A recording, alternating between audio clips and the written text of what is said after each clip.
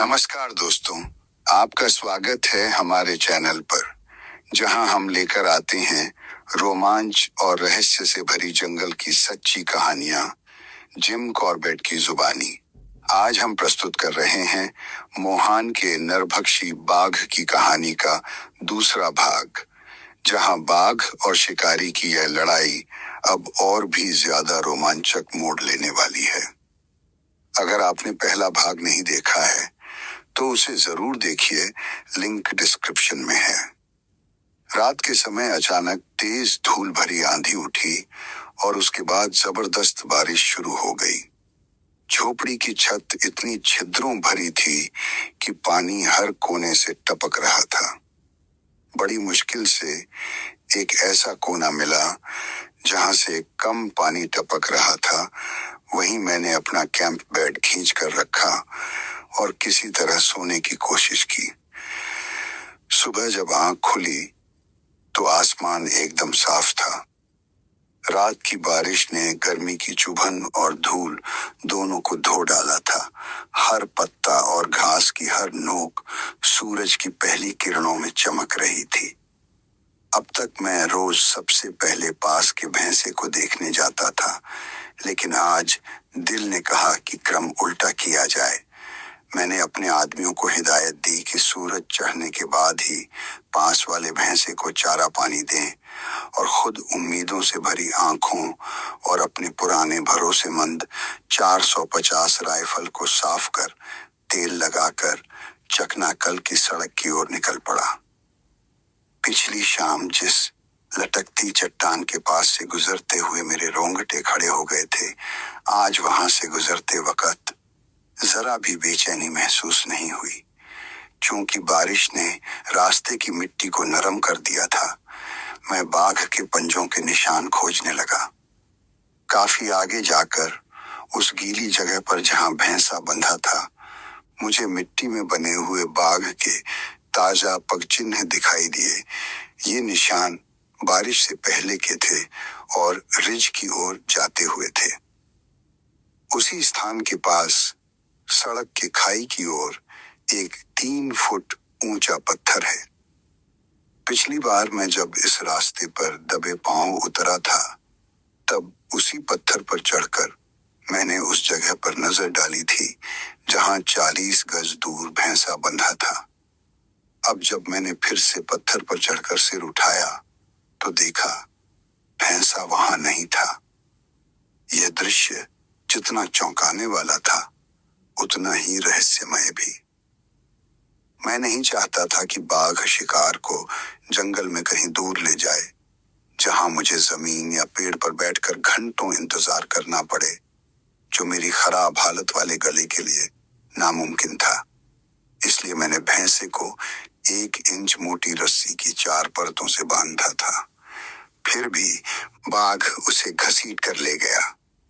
मैंने रबर के बहुत ही हल्के सोल वाले जूते पहन रखे थे और दबे पांव उस नन्हे पेड़ तक पहुंचा जहां भैंसा बंधा था।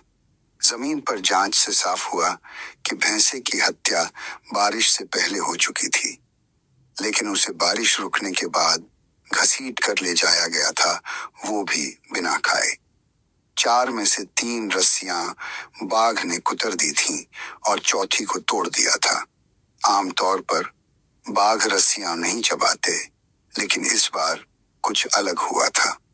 बाघ शिकार को मोहान की ओर ढलान पर नीचे की ओर ले गया। मेरी योजना पूरी तरह चरमरा चुकी थी, लेकिन सौभाग्य से बारिश ने मेरी मदद की। सूखे पत्तों की जो मोटी परत कल तक चिंगारी जैसी थी, अब भीगी हुई थी और उस पर चुपचाप चलना मुमकिन था। अगर मैं कोई गलती नहीं करता तो शायद बाघ की यही चालाकी उसी के लिए जानलेवा साबित हो सकती थी। जब भी मैं ऐसे जंगल में दाखिल होता हूं जहां कभी भी गोली चलानी पड़ सकती है, तो तब तक निश्चिंत नहीं होता जब तक खुद ये न देख लूं कि मेरी बंदूक लौड है या नहीं। एक शिकारी के लिए इससे बड़ी लापरवाही कोई नहीं कि जरूरत पड़ने पर ट्रिगर दबाए और पता चले कि बंदूक खाली है और फिर खुद को हैप्पी हंटिंग ग्राउंड में पाए। हालांकि मुझे पूरा यकीन था कि मैंने लटकती चट्टान से पहले ही अपनी राइफल लोड कर ली थी, फिर भी मैंने दोबारा उसे खोलकर कारतूस निकाले। एक कारतूस थोड़ा धंसा और बदरंग था, उसे बदल दिया। फिर सेफ्टी कैच को कई बार ऊपर नीचे किया, वह ठीक से काम कर रहा है या नहीं। मैं कभी भी कॉक की हुई बंदूक नहीं ले चलता। अब मैं पूरी तैयारी के साथ बाघ के निशानों के पीछे चल पड़ा। घसीटना शब्द जब उस निशान को दर्शाने के लिए इस्तेमाल होता है जो बाघ अपने शिकार को एक जगह से दूसरी जगह ले जाते समय जमीन पर छोड़ता है, तो यह शब्द थोड़ा भ्रामक होता है, क्योंकि बाघ आमतौर पर अपने शिकार को घसीटता नहीं है, बल्कि उठाकर ले जाता है। मैंने खुद एक बाघ को, एक पूरी बड़ी गाय को 4 मील तक उठाकर ले जाते देखा है। अगर शिकार बहुत भारी होता है और उठाया नहीं जा सकता, तो बाघ उसे वहीं छोड़ देता है।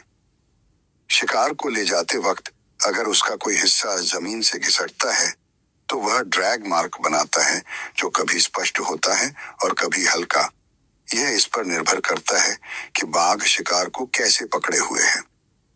अगर बाघ सांभर जैसे जानवर को गर्दन से पकड़े हुए है, तो उसके पिछले हिस्से जमीन से घिसटते हैं और साफ निशान छोड़ते हैं। लेकिन अगर वह शिकार को कमर के पास से पकड़े हो, तो निशान या तो बहुत हल्का होता है या फिर बिल्कुल नहीं बनता।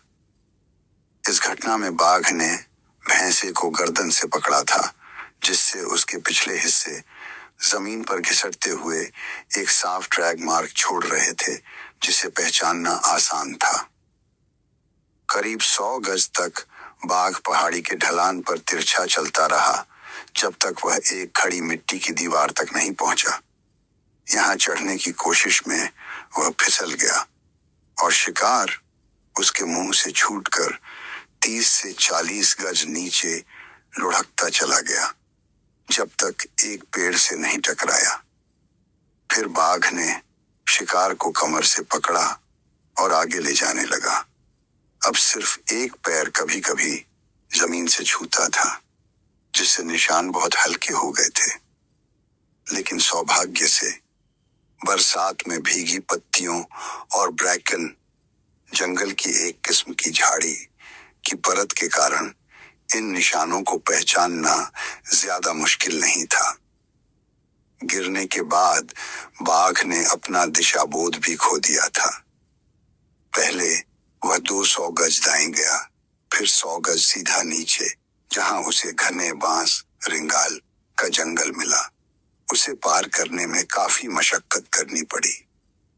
बांसों से निकलकर बाघ बाएं मुड़ा और फिर पहाड़ी पर तिरछा चलता हुआ कुछ 100 गज आगे एक विशाल चट्टान के पास पहुंचा। इस चट्टान के दाईं ओर वह किनारे किनारे चला। यह चट्टान सामने से जमीन से जुड़ी थी और धीरे धीरे उठती हुई लगभग 20 फीट की ऊंचाई तक पहुंचती थी, जिसके बाद यह एक गहरे और बड़े गड्ढे या घाटी के ऊपर तक फैली हुई प्रतीत होती थी।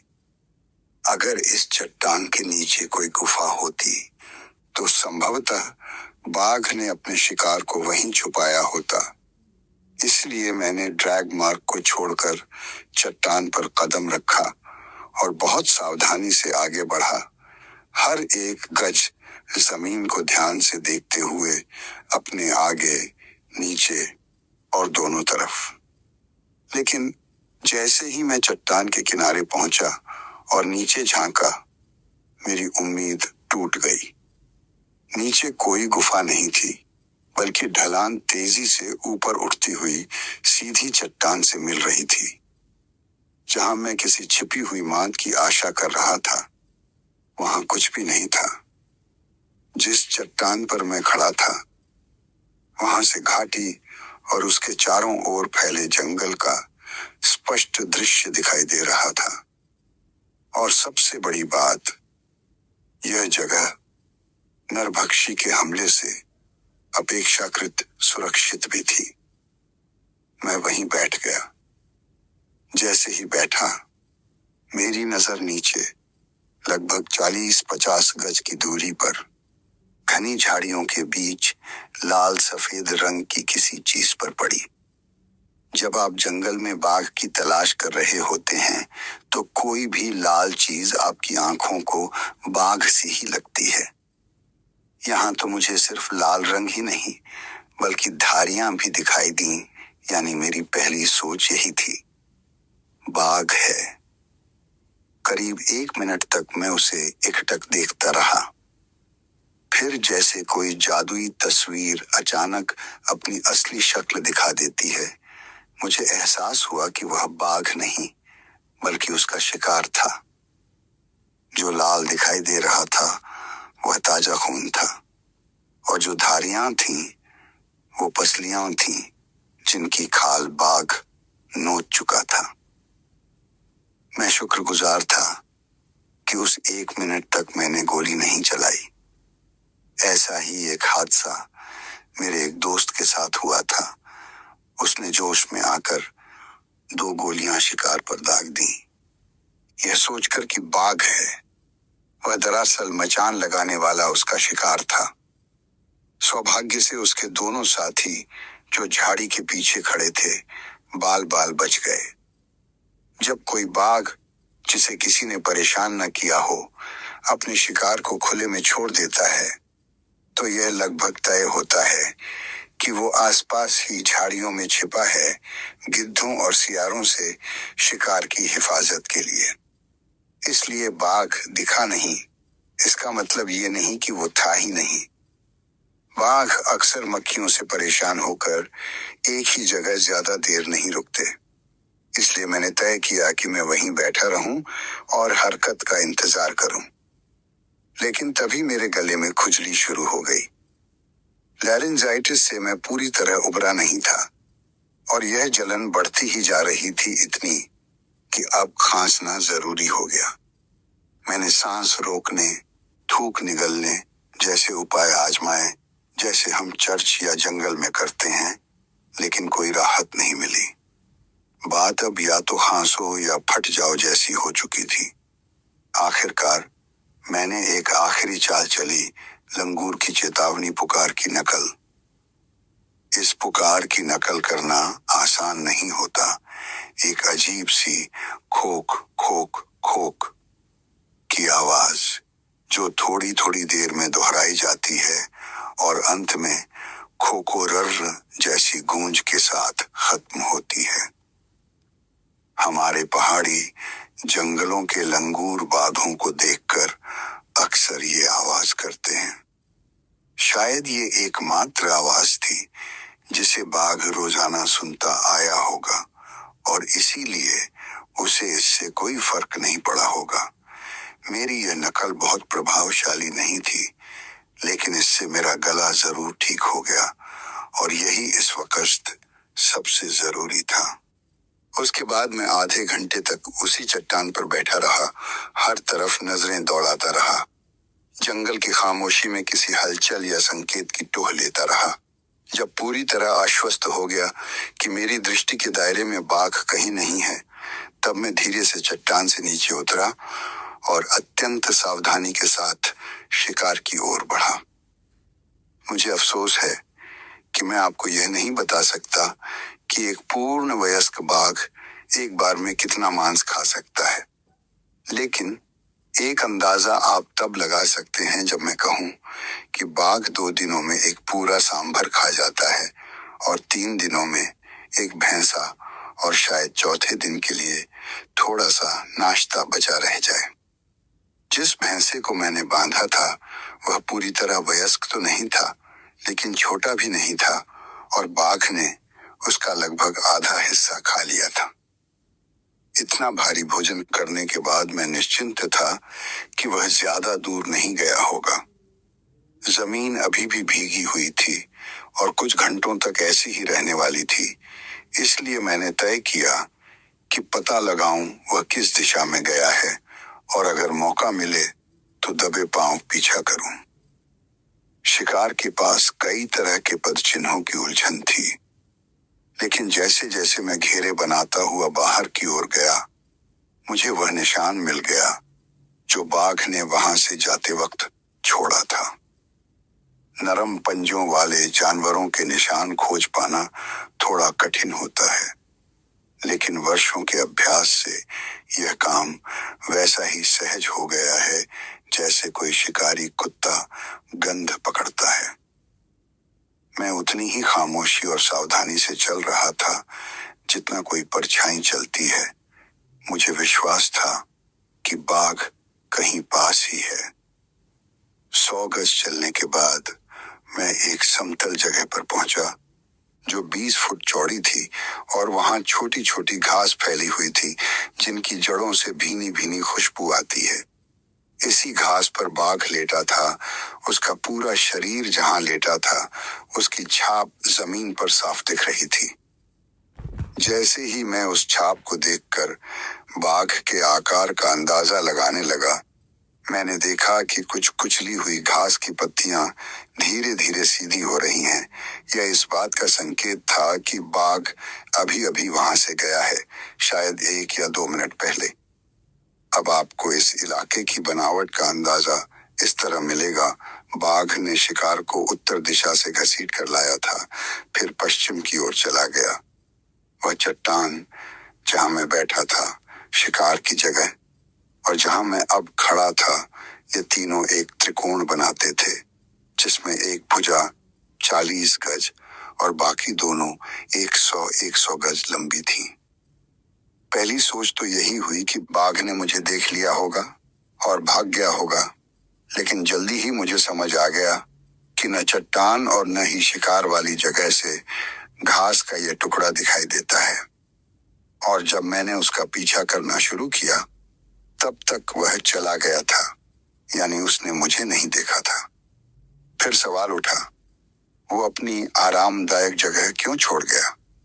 इसका जवाब मुझे अपने गले पर पड़ती सूरज की धूप से मिला। उस वक्त सुबह के 9 बज चुके थे, मई की तपती गर्मी का समय, और सूरज अब पेड़ों की फुनगियों से निकलकर उस घास पर 10 मिनट से चमक रहा था। साफ था कि बाघ को धूप सहन नहीं हुई और वह कुछ ही मिनट पहले कोई छायादार जगह खोजने निकल गया। मैं आपको पहले ही बता चुका हूं कि वह घास वाला टुकड़ा 20 फुट लंबा चौड़ा था। जिस दिशा से मैं आया था, उसके ठीक उलट दिशा में एक बड़ा सूखा पेड़ पड़ा था, उत्तर दक्षिण दिशा में फैला हुआ। उसकी मोटाई लगभग 4 फुट रही होगी। यह पेड़ उस घास के मैदान की सीमा पर पड़ा था जहां मैं खड़ा था, यानी मुझसे करीब 10 फुट दूर। पेड़ का जड़ वाला सिरा पहाड़ी की ओर टिक गया था, जो यहाँ काफी खड़ी थी और झाड़ियों से ढकी हुई थी, और उसकी डालियों का सिरा, जो गिरते वक्त टूट गया था, पहाड़ी से बाहर की तरफ लटक रहा था। पेड़ के उस पार की पहाड़ी लगभग सीधी लगती थी और उसकी सतह पर एक संकरी सी चट्टानी धार बनी हुई थी, जो 30 गज आगे जाकर घने जंगल में समा जाती थी। अगर मेरा अनुमान सही था कि तेज धूप से परेशान होकर बाघ ने अपनी जगह बदली थी, तो उस सूखे पेड़ की छाया ही सबसे उपयुक्त जगह थी जहां वह गया हो सकता था। और यह जानने का एकमात्र तरीका था कि मैं चुपचाप पेड़ के पास जाऊं और झांक कर देखूं।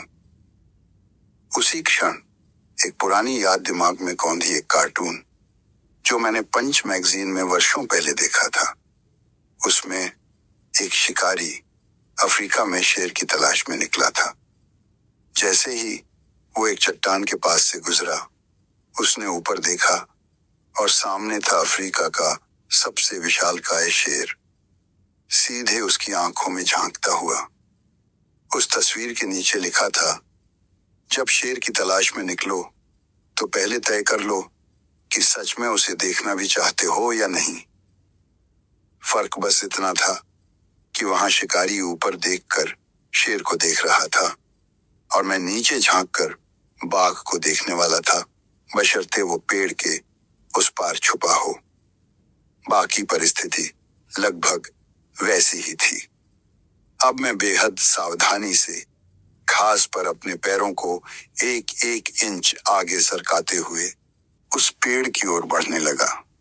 आधी दूरी ही तय की थी कि मेरी नजर एक काले पीले रंग की 3 इंच लंबी सी चीज पर पड़ी।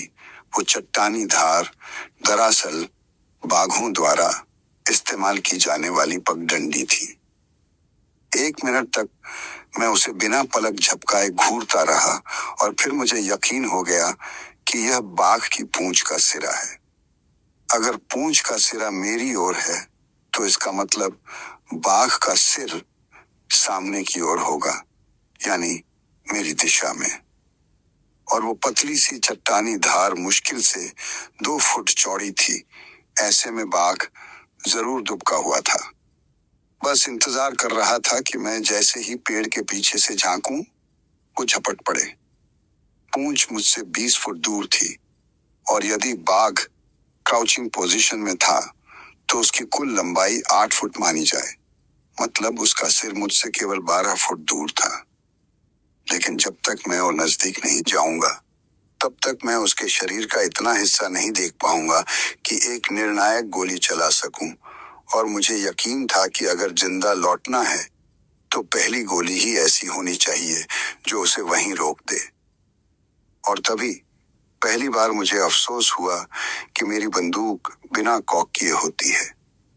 मेरी 450 राइफल का सेफ्टी कैच जब हटाया जाता है तो एक तेज क्लिक की आवाज आती है और इस समय अगर जरा सी भी आवाज हुई तो या तो बाघ मुझ पर झपट पड़ेगा या फिर पहाड़ी से नीचे कूद जाएगा और दोनों ही हालात में मुझे गोली चलाने का मौका नहीं मिलेगा। मैंने फिर से इंच दर इंच आगे सरकना शुरू किया। पहले बाघ की पूंछ पूरी दिखाई दी और फिर उसके पिछले पैर। जैसे ही उसके पिछले हिस्से पर नजर पड़ी, मेरी खुशी का ठिकाना नहीं रहा, क्योंकि इससे साफ हो गया कि बाघ झपटा मारने की मुद्रा में नहीं था, बल्कि वह पूरी तरह लेटा हुआ था। चूंकि चट्टान की धार केवल 2 फुट चौड़ी थी, बाघ ने अपने पिछले पैर एक बलूत ओक के छोटे से पौधे की ऊपरी डालियों पर फैला रखे थे, जो लगभग सीधी पहाड़ी की ढलान पर उगा हुआ था। मैं थोड़ा और आगे बढ़ा तो उसका पेट दिखाई दिया और जिस नियमित गति से वह ऊपर नीचे हो रहा था, उससे मैं समझ गया बाघ गहरी नींद में था। अब मैं कुछ तेजी से सरका जब तक उसकी कंधे की रेखा और फिर पूरा शरीर मेरी नजर में न आ गया। उसका सिर घास के उस टुकड़े के किनारे टिका हुआ था जो गिरे हुए पेड़ के पार 3-4 फुट तक फैला था। उसकी आंखें बंद थीं और नाक आसमान की ओर उठी हुई। मैंने अपनी राइफल का नजरिया उसके माथे पर साधा और धीरे धीरे ट्रिगर पर दबाव डालते हुए सेफ्टी कैच ऊपर धकेला। यह तरीका सामान्य नहीं था, लेकिन इस वक्त यही एक उपाय था और काम कर गया। नजदीक से दागी गई भारी गोली जब उसके माथे में समाई तो उसके शरीर में रत्ती भर भी हरकत नहीं हुई। उसकी पूंछ वैसी की वैसी सीधी पड़ी रही, पैर अभी भी उसी पौधे की डालियों पर टिके रहे और नाक अब भी आसमान की ओर उठी थी। जब मैंने दूसरी गोली चलाई, जो अब बिल्कुल भी जरूरी नहीं थी, तब भी उसकी स्थिति में कोई बदलाव नहीं आया। बस एक चीज बदली, उसका पेट अब ऊपर नीचे नहीं हो रहा था और उसके माथे से खून की पतली धार 2 बेहद छोटे छोटे छेदों से बह रही थी। मुझे नहीं मालूम दूसरों पर बाघ की निकटता का क्या असर होता है, लेकिन मेरे लिए यह हमेशा एक सांस रोक देने वाला अनुभव रहा है। शायद डर और उत्तेजना दोनों का मिला जुला असर। मैं वहीं गिरे हुए पेड़ पर बैठ गया और एक सिगरेट जलाई, वह सिगरेट जिसे मैंने अपने गले की खराबी के चलते कई दिन से नहीं छुआ था और थोड़ी देर के लिए अपने ख्यालों में खो गया।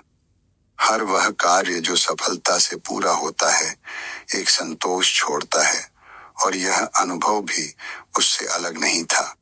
मैं वहां एक नरभक्षी बाघ को मारने की जिम्मेदारी लेकर पहुंचा था और जब से 2 घंटे पहले मैंने सड़क छोड़ी थी, तब से लेकर सेफ्टी कैच उठाने तक हर कदम बिना किसी गलती के एकदम योजना अनुसार हुआ था, जिसमें लंगूर की पुकार भी शामिल थी।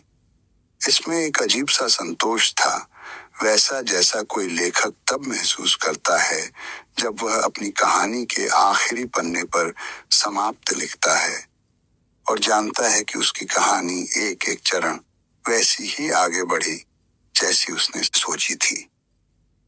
लेकिन मेरे लिए यह समाप्त संतोषजनक नहीं था, क्योंकि 5 फुट दूर लेटा वह जानवर जिसे मैंने मारा, वह नींद में था।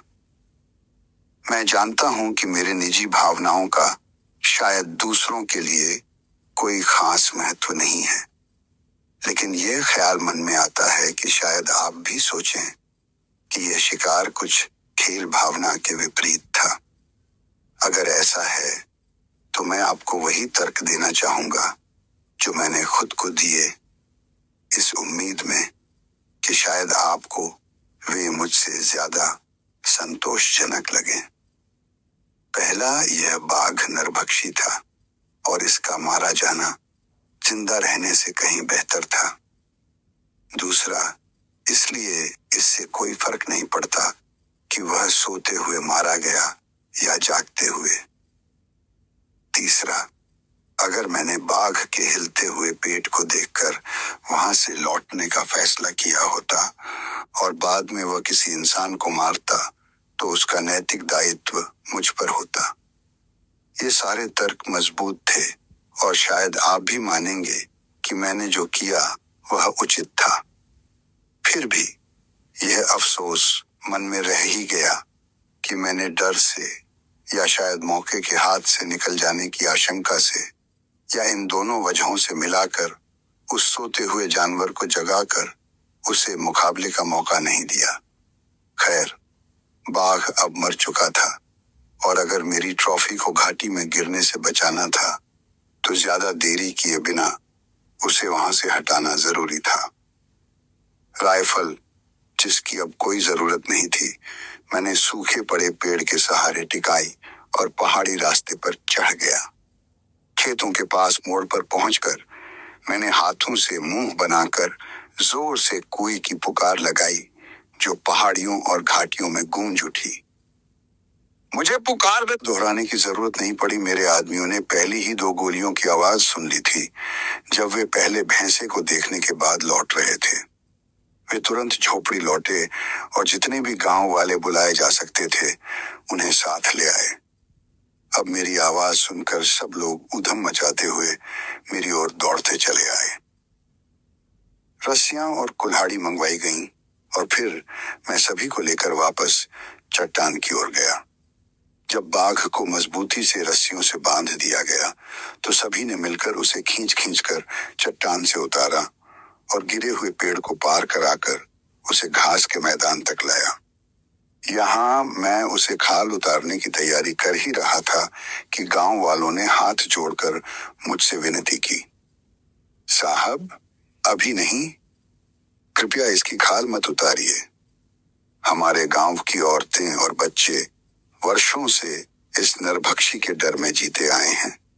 अगर वे इसे अपनी आंखों से देख नहीं पाए तो उन्हें यकीन नहीं होगा कि वो वाकई मारा गया है। उनका आग्रह सच्चा था। यह वही बाघ था जिसने पूरे इलाके में आतंक का साम्राज्य खड़ा कर दिया था और अब वही बाघ सबके सामने निस्सहाय और निर्जीव पड़ा था। जैसे ही कुछ छोटे पेड़ों को काटा जा रहा था ताकि उनके सहारे बाघ को झोपड़ी तक लाया जा सके, मैंने देखा कि कुछ आदमी बाघ के पैरों और शरीर पर हाथ फेर रहे थे। मुझे तुरंत समझ आ गया, वे यह सुनिश्चित कर रहे थे कि बाघ को पहले से कोई पुरानी या अपंग करने वाली चोट नहीं थी, जैसा कि उन्होंने पहले दावा किया था। झोपड़ी पर पहुंचकर बाघ को एक फैले हुए पेड़ की छाया में रख दिया गया और गांव वालों को यह सूचना दी गई कि वे दोपहर 2 बजे तक उसे देख सकते हैं। इससे अधिक समय देना संभव नहीं था। दिन बहुत गर्म था और डर था कि कहीं गर्मी के कारण बाघ की खाल खराब न हो जाए। मैंने खुद अब तक बाघ को ध्यान से नहीं देखा था, लेकिन दोपहर 2 बजे जब मैंने उसे पीठ के बल लिटाकर खाल उतारना शुरू किया तो मैंने पाया कि उसके बाएं अगले पैर के अंदरूनी हिस्से से अधिकांश रोएं गायब थे और वहां कई छोटे छोटे छेद थे जिनसे पीला सा द्रव निकल रहा था। मैंने इन घावों की ओर किसी का ध्यान नहीं खींचा और उस पतले पैर को अंत तक छोड़ दिया। जब बाकी शरीर से खाल उतारी जा चुकी थी तो मैंने सीने से लेकर पंजे तक एक लंबा चीरा लगाया और जैसे जैसे खाल हटती गई वैसे वैसे मैं उसके मांस से एक एक करके साही के कांटे पोर्क्यूपाइन क्विल्स निकालता गया। जो लोग मेरे चारों ओर खड़े थे उन्होंने इन कांटों को तुरंत स्मृति चिन्ह सुवेनियर्स के रूप में उठा लिया। सबसे लंबा कांटा लगभग 5 इंच लंबा था और कुल संख्या 25 से 30 के बीच थी। बाएं पैर के पंजे से लेकर छाती तक उसके मांस का रंग गहरा पीला और स्पर्श में फिसलन भरा था, बिल्कुल साबुन की तरह। यह स्थिति इतनी पीड़ादायक रही होगी कि बाघ जब चलता होगा तो कराह उठता होगा और शायद यही पीड़ा उसे नरभक्षी बनने के लिए मजबूर कर गई और फिर वह ऐसा ही बना रहा, क्योंकि साही के कांटे चाहे जितने भी समय शरीर के अंदर रहें वे गलते या घुलते नहीं। अब तक मैंने जितने भी नरभक्षी बाघों को मारा है उनमें से सैकड़ों कांटे निकाल चुका हूं, कुछ 9 इंच से भी लंबे, मोटाई में पेंसिल जैसे। अधिकतर मजबूत मांसपेशियों में धंसे हुए थे, कुछ तो हड्डियों के बीच अटक गए थे और सभी की नोकें खाल के अंदर ही टूट चुकी थीं। बिल्कुल साफ है कि बाघों को ये कांटे तब चुभे जब उन्होंने साही को शिकार बनाया होगा। लेकिन यहाँ एक सवाल उठता है जिसका संतोषजनक उत्तर आज तक मैं खुद को नहीं दे पाया। ऐसे जानवर जिनके पास इतनी चपलता और बुद्धिमत्ता होती है वो कैसे इतनी लापरवाही कर सकते हैं कि साही के कांटे अपने शरीर में इतनी गहराई तक घुसवा लें? और फिर वे इतने धीमे कैसे हो सकते हैं कि एक साही जिसका एकमात्र बचाव पीछे की ओर चलना है उसे इतना नुकसान पहुंचा सके? और सबसे अजीब बात ये कि वो कांटे अंदर टूट भी कैसे गए, क्योंकि साही के कांटे भुरभुरे नहीं होते। पहाड़ी इलाकों के बाघों की तरह तेंदुओं को भी साही खाना बेहद पसंद है, लेकिन मैंने कभी किसी तेंदुए को कांटों से घायल नहीं देखा, क्योंकि वे साही को सीधा सिर से पकड़कर मारते हैं, एकदम सुरक्षित और समझदारी भरा तरीका। अब ये रहस्य ही है कि बाघ जो कहीं ज्यादा बलशाली और अनुभवी होते हैं वे तेंदुओं जैसा आसान तरीका क्यों नहीं अपनाते। शायद कभी हम जान पाएं, शायद नहीं। और अब मैं आपको उस दूसरे नरभक्षी बाघ की कहानी सुना चुका हूं, उन्हीं तीनों में से जिनका जिक्र बरसों पहले उस जिला स्तरीय बैठक में हुआ था। जब अगला अवसर मिलेगा तो मैं आपको तीसरे बाघ की कहानी सुनाऊंगा, कांडा का नरभक्षी बाघ कैसे मारा गया। तो दोस्तों, ये थी मोहान के नरभक्षी बाघ की कहानी का दूसरा और बेहद रोमांचक हिस्सा। अगर आपको कहानी पसंद आई हो तो कृपया वीडियो को लाइक करें, चैनल को सब्सक्राइब करें और अपने विचार कमेंट में जरूर साझा करें। आपका समर्थन ही हमें ऐसी कहानियां लाने की प्रेरणा देता है। हम जल्द ही मिलेंगे एक और सच्ची और दिल दहला देने वाली जंगल की दास्तान के साथ। तब तक के लिए शुभ रात्रि, अपना ख्याल रखें और सुरक्षित रहें।